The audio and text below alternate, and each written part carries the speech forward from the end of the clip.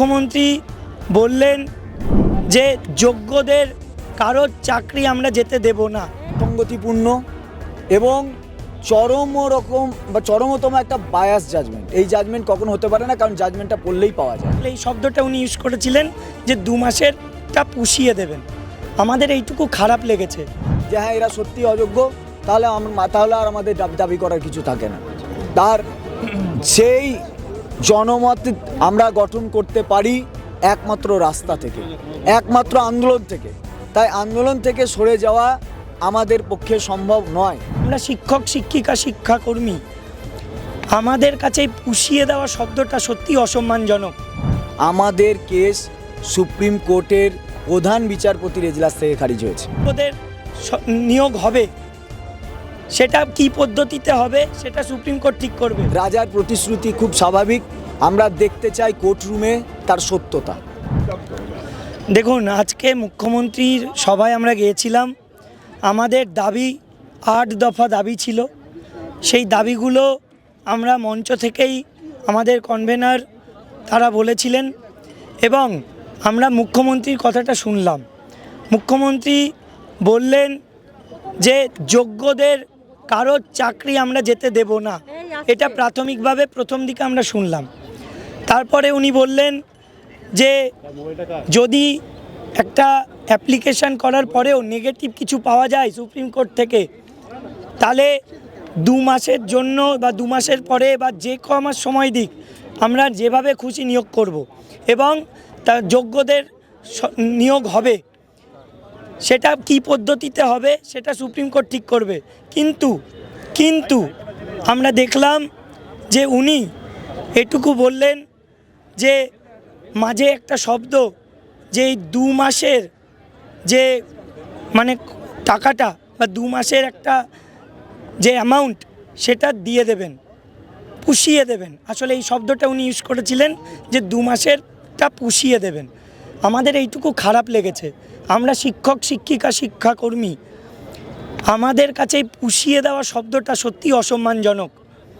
যাই হোক, মুখ্যমন্ত্রী এটাও বলেছেন যে যোগ্যদের চাকরি যাবে না, যোগ্যদেরকে যে কোনো মূল্যে উনি বাঁচাবেন, সেটা আইনি লড়াইয়ের মাধ্যমেও। কিন্তু শেষে গিয়ে আমরা দেখলাম মুখ্যমন্ত্রী এটাও বললেন যে যোগ্যদেরটা আমরা এখন দেখছি, অযোগ্যদেরটা পরে ভাবব। এখানেও আমাদের খারাপ লাগার বিষয় যে জায়গায় এই যে 26,000কে বাঁচাতে গিয়ে আজকে আমাদের এই দুর্দশা দেখতে হলো, সেখানে দাঁড়িয়ে আজকেও উনি এই কথা কেন বললেন যে আগে যোগ্যদেরটা দেখে নিই, তারপরে অযোগ্যদেরটা ভাববো। আমরা সত্যি এই বক্তব্যে আশাহত। আমরা মুখ্যমন্ত্রীর কাছে এটুকুও শুনেছি যে এখনই টার্মিনেশন লেটার গভর্নমেন্ট দিচ্ছে না। টার্মিনেশন না দেওয়া মানে আমাদের চাকরি যাচ্ছে না আপাতত, স্যালারি বন্ধ হবে না আপাতত। কিন্তু এটা তো কোনো সুরাহা নয়, এটা তো কোনো একদম পার্মানেন্ট সলিউশন নয় যে আমরা যে জায়গাটায় ছিলাম সেই জায়গাটা সুরক্ষিত থাকছে, আমাদের চাকরিটা তাহলে আলটিমেটলি হারানোর দিকেই। সেটা কি আর বাঁচানো যাবে না? এই সদুত্তর কিন্তু এখনও পুরোপুরিভাবে আমরা পাইনি। মুখ্যমন্ত্রীর কাছে আমরা আরেকটা জিনিস শুনেছি যে উনি বলেছেন যে এই একটা খেলা চলছে বিরোধীদের খেলা নয়, আমাদেরকে নিয়ে রাজ্য সরকারও যেমন খেলা খেলেছে বলেই আজকে আমরা এই পজিশনে। আর এখন বিরোধী রাজনৈতিক দল হোক আর যে কোনো রাজনৈতিক দল, সবাই মিলেই তো খেলছে। আমরা তো এখন ভোট ব্যাংক। কিন্তু আসল কথাটা কি বলুন তো, যে জায়গাটা আমরা আজকে দাঁড়িয়ে আমাদের মানসিক অবস্থা খুবই শোচনীয়। আমরা যে জায়গায় দাঁড়িয়ে সে জায়গায় যে কোনো চিন্তা ভাবনা পর্যন্ত করব, সেই শক্তিটুকু অনেক সময় মাথা থেকে বেরিয়ে যাচ্ছে। কিন্তু আমরা একসঙ্গে আছি, যোগ্যরা একসঙ্গে আছি, জোট বেঁধে আছি। আমাদের মধ্যে কোনো আলাদা কিছু নেই, একটাই ফ্র্যাটার্নিটি আমাদের, untainted jobless teachers and non teaching staff. আমরা কিন্তু এখানে কোনো মঞ্চ, সংগঠন, দল, রং, গ্রুপ সি, গ্রুপ ডি, 9, 10, 11, 12 দেখব না। আমাদের একটাই পরিচয়, আমরা যোগ্য চাকরিহারা। আজকে আমাদের এর পরবর্তী পদক্ষেপ কি হবে সেটা মেহবুবকে আমি বলবো বলার জন্য। আজকে আমাদের যে বৈঠক, সেই বৈঠকের পরেও আমাদের ধ্রুব যে সত্য, সেই সত্য আমরা অস্বীকার করতে পারি না। সেটা হচ্ছে আমাদের কেস সুপ্রিম কোর্টের প্রধান বিচারপতির এজলাস থেকে খারিজ হয়েছে। তাই সেখান থেকে রিভিউ এবং রিভিউ থেকে কিউরেটিভ প্রসেসটা কিন্তু খুব জটিল।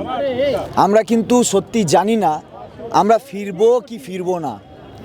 তাই কিন্তু একটা জিনিস আমরা জানি, সেটা হচ্ছে যে জাজমেন্ট এসছে অসঙ্গতিপূর্ণ এবং চরমতম একটা বায়াস জাজমেন্ট। এই জাজমেন্ট কখনো হতে পারে না, কারণ জাজমেন্টটা পড়লেই পাওয়া যায়। এই জাজমেন্টটার আমরা যে রিভিউ যাব, কিন্তু আমার সঙ্গে যে অবিচারটা হয়েছে তার একটা জনমতের প্রয়োজন আছে। আমি একা নয়, সুপ্রিম কোর্টে কেস রিভিউতে ওঠার আগেই মানুষের মুখ থেকেও যেন এই রিভিউর দাবিটা ওঠে। অনৈতিক নয়, নৈতিকভাবে যদি মানে সামগ্রিক বিষয় বিশ্লেষণ করে মানুষ মনে করে যে হ্যাঁ এরা সত্যি অযোগ্য, তাহলে আর আমাদের দাবি করার কিছু থাকে না। তার সেই জনমত আমরা গঠন করতে পারি একমাত্র রাস্তা থেকে, একমাত্র আন্দোলন থেকে। তাই আন্দোলন থেকে সরে যাওয়া আমাদের পক্ষে সম্ভব নয়।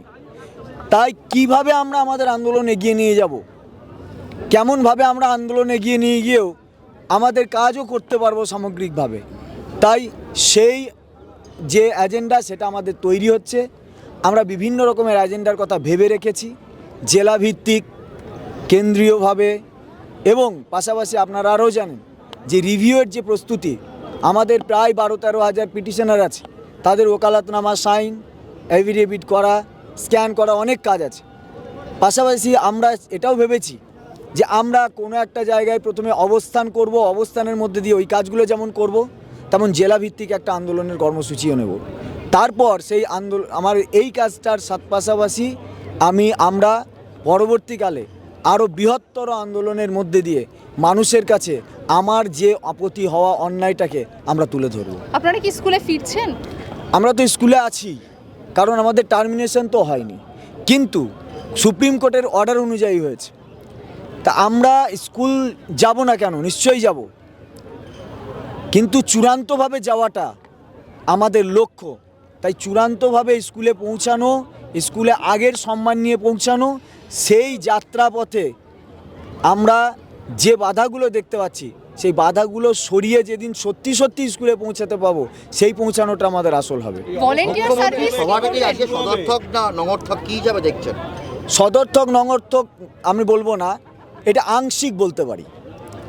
আংশিক এই কারণে যে আমরা কিছু দাবি রেখেছিলাম, সেই দাবি মুখ্যমন্ত্রী যখন বক্তব্য রাখছিলেন, কিছু দাবি, যেমন ধরুন আমরা বলেছিলাম যে লয়ার প্যানেল আপনারা আমাদের জন্য দিয়েছিলেন তা প্রায় মৃত ছিল, উনি লয়ারের কথা বলেছেন। কিন্তু আমি বলছি এইগুলো সব প্রতিশ্রুতি, রাজার প্রতিশ্রুতি, খুব স্বাভাবিক। আমরা দেখতে চাই কোর্টরুমে তার সত্যতা। এই অবস্থান কবে থেকে শুরু করছেন, কোথায় করবেন আপনারা? আমরা আজকে রাত্রে আমাদের যে ফাইনাল মিটিং হবে সমস্ত জেলাকে নিয়ে, তারপরে কাল থেকে আমরা আন্দোলনে কবে, কোন তারিখ, কীভাবে আন্দোলন করব সেটা বলবো, এবং অবস্থানটা আমরা কলকাতা এবং ধর্মতলাতেই করব। আপনারা রাতে কি এই শহীদ মিনারে থাকবেন সবাই? হ্যাঁ, আমরা একটা অংশ তো শহীদ মিনার আজকে থাকবো, আজকেও থাকবো। মানে লাগাতার কি থাকবেন এখন থেকেই? হ্যাঁ, এখন থেকে কি টানা শহীদ মিনারেই থাকবেন? না, এখন থেকে টানা আজকে আমরা রাত্রে এখানে আমাদের আলাপ আলোচনা সারবো এবং জেলা মিটিং করব। কাল বা পরশু করে আমরা একটা বিবৃতি দিয়ে আমরা জানাবো আমরা আন্দোলন কোন কোন জায়গায় কেমনভাবে করে আন্দোলনগুলো চালাতে যাচ্ছি। বাংলা হান্টের আরও খবর দেখতে নজর রাখুন। বাংলা খবর মানেই বাংলা হান্ট।